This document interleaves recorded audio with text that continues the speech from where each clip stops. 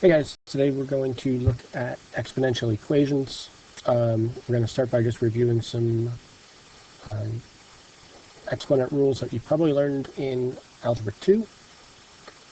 For example, first we have a power to a power. You multiply those exponents. So 2 times 3 is 6. We get x to the 6th. Power to power again, we multiply, so root 2 times root 2, that is just a 2, 4 squared. And then we can multiply that out. 4 squared is 16. It's always better to go all the way if it's going to be an easy number to get the final answer at. X to the 4th times x to the 5th. Since they have the same base, we're going to add exponents, so that is x to the 4 plus 5 is 9. Same idea here. We have the same base, so we're going to add exponents. This is a little trickier because it's 1 plus 5 and 1 plus square root of 5, 1 minus the square root of 5. So when we add those exponents,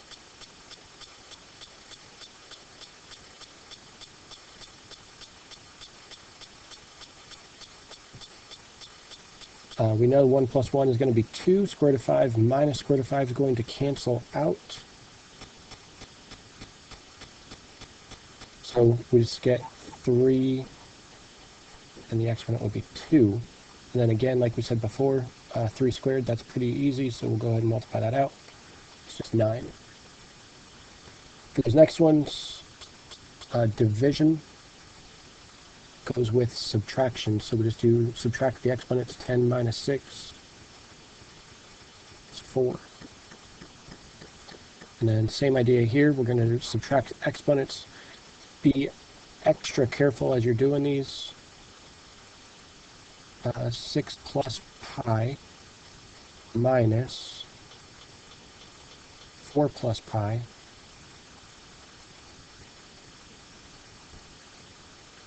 make sure you keep track of your negative there, and it does need to get distributed.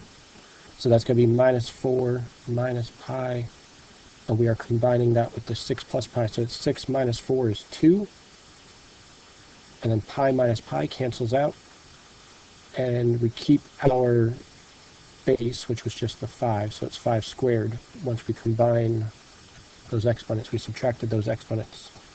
And then again, like we've said a couple of times, when it's a number, and especially if it's easy to multiply out, from our exponent quizzes we did a long time ago, 5 squared, 25. All right, recapping these, power to a power, remember that is power to a power you're going to multiply, but this is actually kind of hidden in here. Since that's a square root's another power, so that's 10 to the half. To the square root of 3 power, and then all of that is to the power of 2. So we really have 3 exponents that we're multiplying. We have to multiply the 1/2 times the square root of 3 times the 2.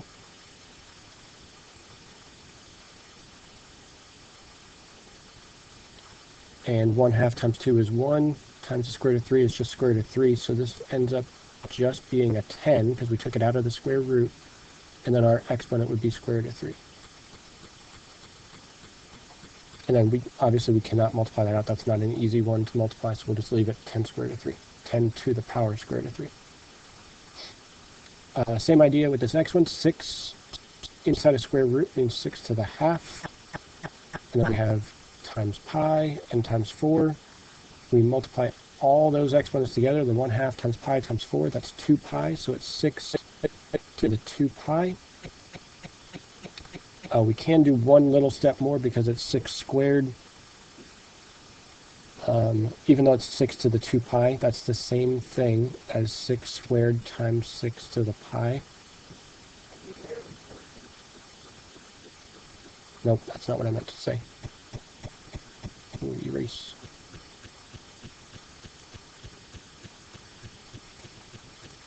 Since it's multiplication there, not addition, since it's multiplication, that means it would have been a power to a power. So that's the same thing as saying 6 squared to the power of pi.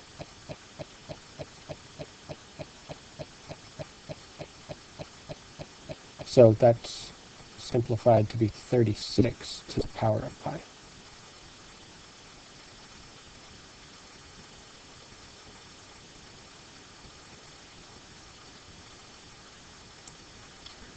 For this next type, we are looking at a little bit different, not much. We're trying to get them to have the same base on both sides so that we can make a pretty simple cancellation, really. So we have 4 to the x on the left side. 64 can be rewritten, if we think about it as an exponent. 64 is 4 to the third power. Our goal was to get the 4's to be the same, so then x equals 3. We just take the exponents then. Once the bases are the same, they essentially just cancel out. Same idea here on this middle problem. It's a 5 as the base on the left. We want this to be a 5 as the base on the right, so we're going to rewrite it as 5 to the 1/2 power, because square roots are 1/2.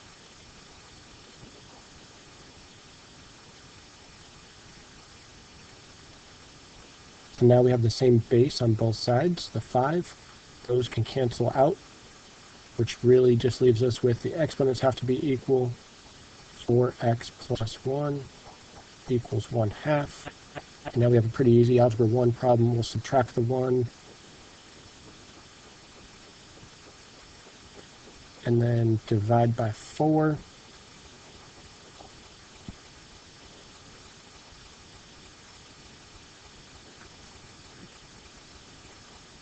So that's x equals negative 1/2 divided by 4 would be negative 1/8.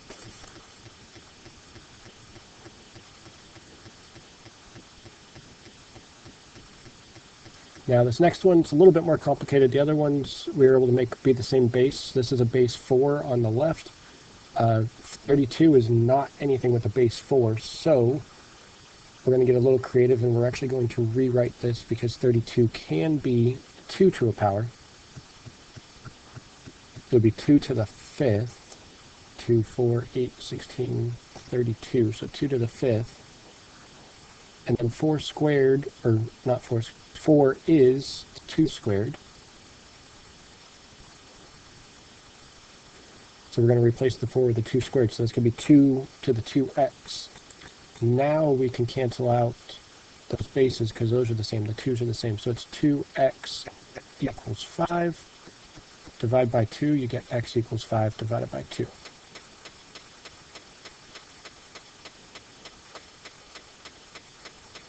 All right, that's the last type we're going to look at, solving an equation. Our goal here is still going to be factoring. We factor a lot in this class. That's what we're trying to do here. If you notice, they both have a 2 to the x. So we're going to factor out a 2 to the x. And then just write what's left over, the 4x squared minus 9. 4x squared minus 9, that should make you think of factoring also. It's a difference of 2 perfect squares. 2x times 2x would be 4x squared, and then 3 times 3 is 9. So that's a plus and a minus. And then we had equal 0 on the right side of that equation. So as we solve that out, we're just trying to set each factor equal to 0. 2 to the x equals 0. 2x plus 3 equals 0. And 2x minus 3 equals 0. These two on the right are pretty easy to solve. You just add the 3, divide by 2. Or subtract the 3 and divide by 2. Oops.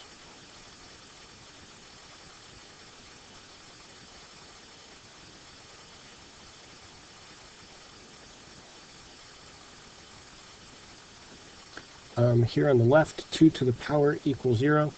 That never will equal 0, so we just don't worry about it. There's not going to be any solution from that. There's no power that can make it equal 0. All right, we're going to keep going a little bit. We're going to look at some graphing. So the domain, no matter how this looks, when you look at these two graphs for exponentials, it is continuous forever on the left. It goes to negative infinity. On the right, it goes to positive infinity. There's no gaps. There's no breaks. That's what it means to be continuous. And then we mentioned also the negative infinity, positive infinity. That would be the domain left to right. The y-intercept you can see right here also is 1. In both cases, it doesn't really matter.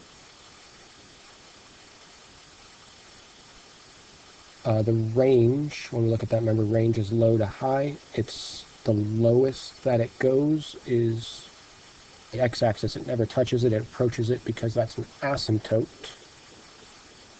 It is a horizontal asymptote at y equals 0, and therefore the range is just above that, so parentheses up to infinity, which means there's no x-intercept either. This last part, we got to look at them kind of together. These bottom two statements, it is increasing. Remember, it's going up as we go to the right. It is increasing when a is greater than 1, and it's decreasing if a is less than 1 on that function right there, a to the x. So if that's a number larger than 1, it is increasing. If it's a number less than 1, like a fraction, 1/2, 1/3, something like that, then it will be decreasing. So 2 to the x, this is actually from our parent functions. So we are graphing that from our parent functions. We know it hits y-intercept is 1.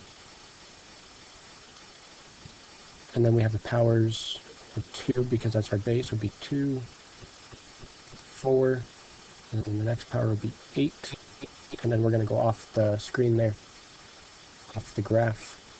So we can draw that curve, horizontal asymptote, going through those points,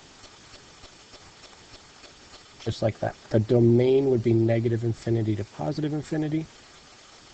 The range was just above 0, so 0 to infinity.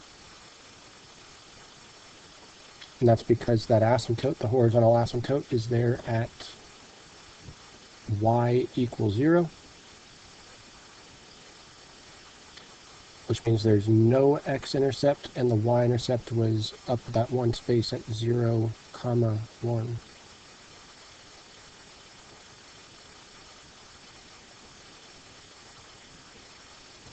So we're going to look at reflecting this now. That negative is just going to be a reflection. Since it's on the x, it's up there with the x. Everything that happens there is going to affect the left and right, if you remember our reflections. So that just means that instead of this graph going that direction, it now goes down. Or the way we said it 2 slides ago is now it's going to be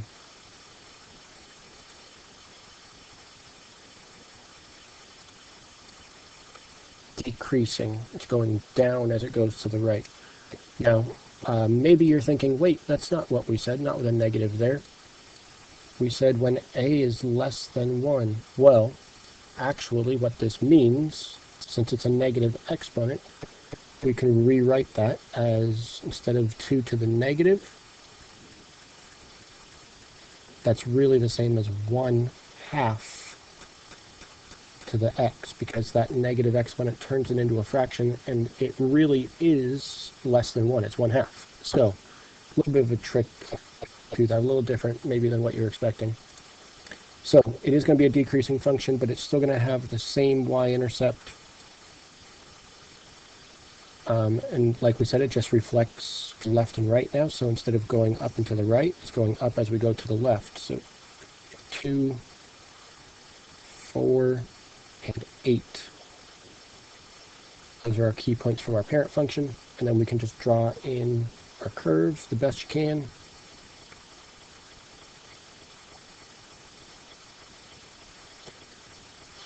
And it has that asymptote there. It shouldn't really be crossing. My line isn't that great, but it does have that asymptote at y equals 0, so it should not cross the x-axis.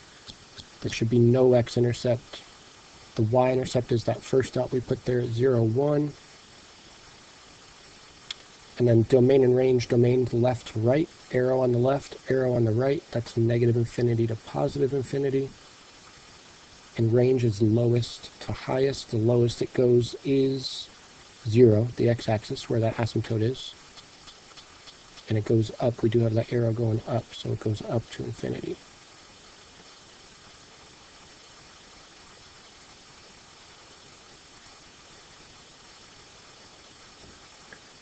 Adding this plus 2, remember we said anything up there with the x affects left and right, so x plus 2 is going to be a shift, left or right. Then you just have to remember that when it's with your x, it's backwards, so even though it's plus, it's actually moving it to the left. So think of this just as shifting the entire graph to the left 2 spaces because of that plus 2. So now we just need to graph the parent function from that spot. It's 2 to the x, which means our first point. 2 to the 0 would be 1, 2 to the first, next power of 2, that's 2, 4, and the next power would be 8.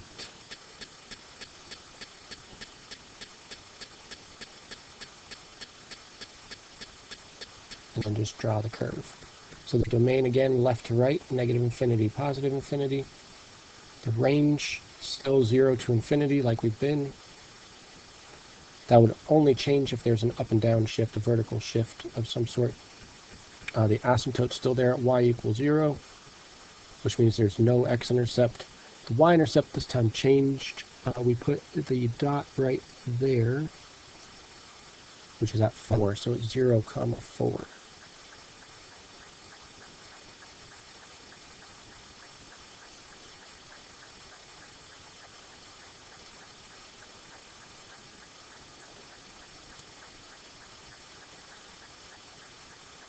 All right, now we've got 2 to the x minus 2 minus 3, so there's 2 shifts with this one. It's got a minus 2, which is going to be to the right 2, and then minus 3, which is down 3.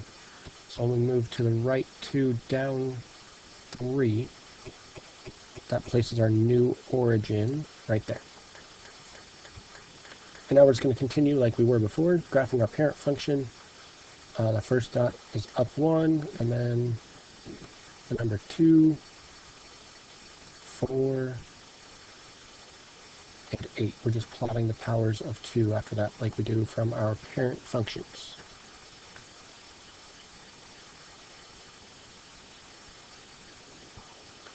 After 8, the next one would be 16, but that'll be way off the graph, so don't worry about that.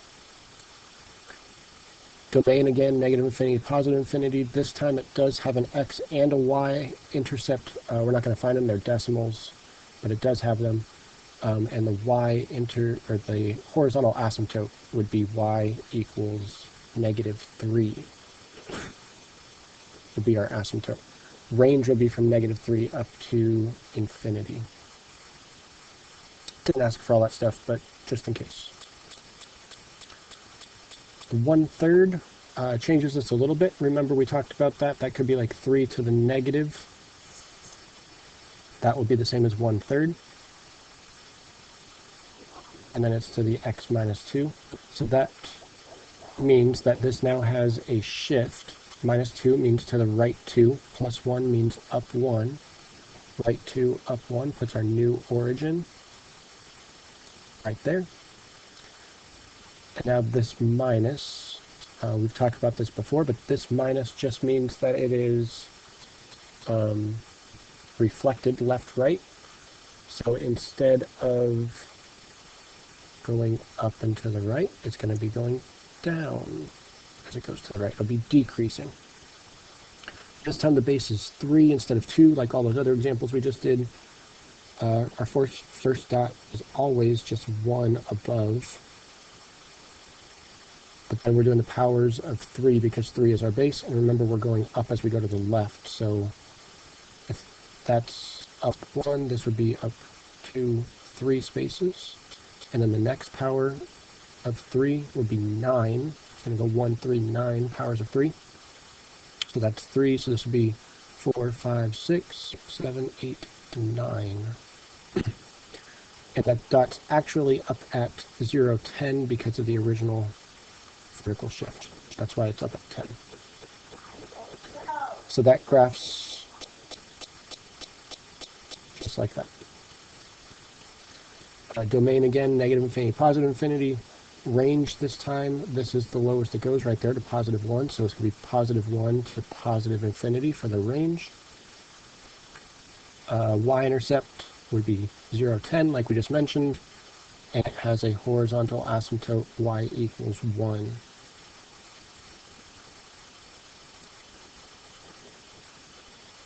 So to kind of wrap this up, we need to talk a little bit about E. You've probably used E before as the decimal 2.7 or something like that. It actually has a little bit of repeating, but only for a brief little part. That 1828 repeats. So it's super easy to know 9 decimal places of this because it's got that little pattern there. So 2.7, 1828, 1828. And then you can, impress your friends and stuff like that because you know 9 decimals of pi, or of E rather. So it was E. They swear it's not because the guy that found its last name starts with E. That's not why it's the letter E, but probably is, honestly. So, but that's all it is. It's just like pi. It's just a weird decimal, 2.7. So when we graph things with E, you just need to remember, really memorize the numbers 2.7, and then if you square that, you get 7.4. So just like we have memorized where the dots go for the parent function 2 to the x, we're going to remember 2.7 and 7.4 for e to the x. So first dot always at 1, no matter what the base is. Our second dot is at 2.7. And then our third dot is going to be at 7.4. So this would be 3, 4, 5, 6, 7.4. That's it. Those are the 3 points that we need to have basically memorized for the parent function.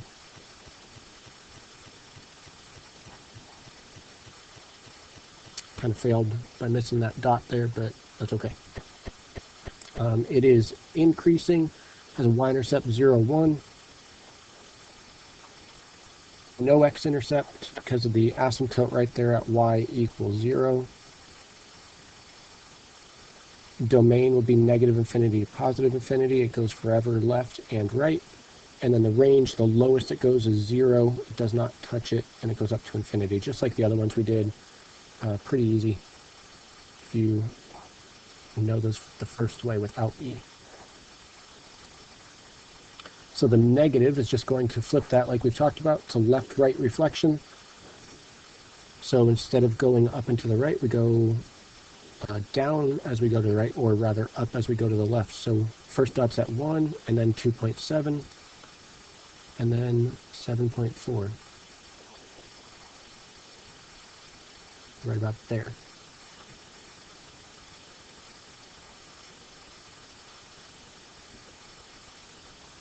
So this one is decreasing. It still has a y-intercept of 0, 1. No x-intercept, and that's because the asymptote's still there. Y equals 0. Domain and range, same as before. Left, negative infinity. Right, positive infinity. Bottom would be 0. It's the lowest it goes. Up to infinity.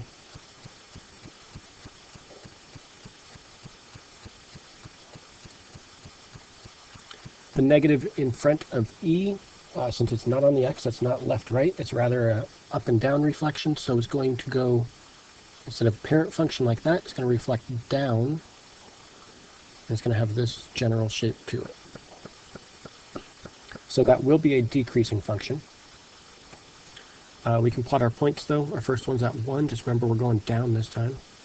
1, and then 2.7, and then next would be 7.4.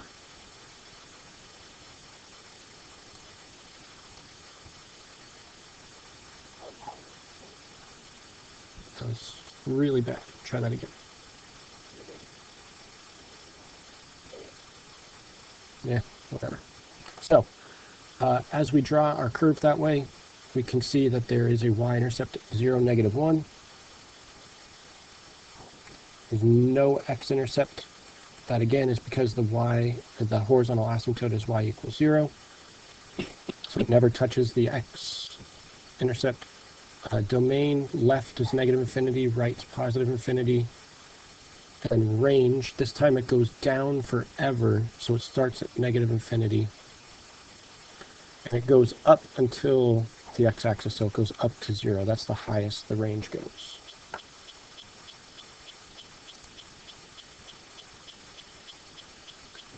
E to the x plus 2, this has just got a vertical shift up to. So our origin would be right there, up to.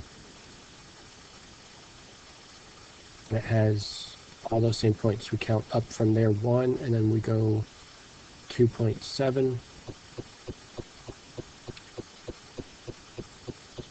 7.4 up, counting, remember, from our shifted origin right there. So we count up 7.4.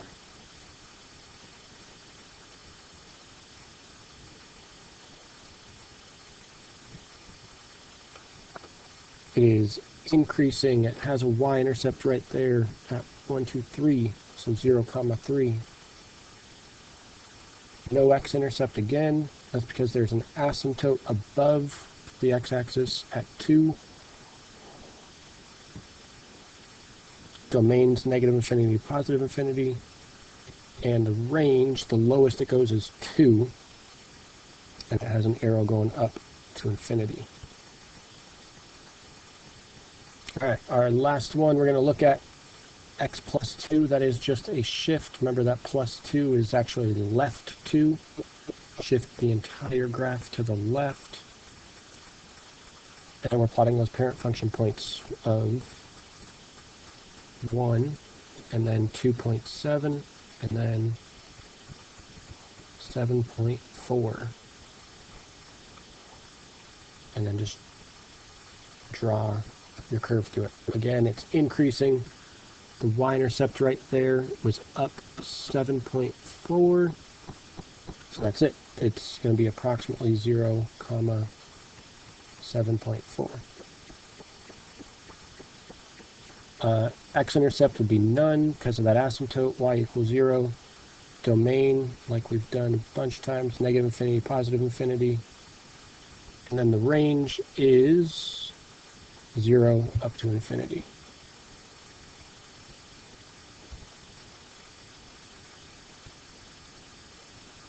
I hope this video helped. Go ahead and leave comments if you need to, if you have any questions, or see you next time.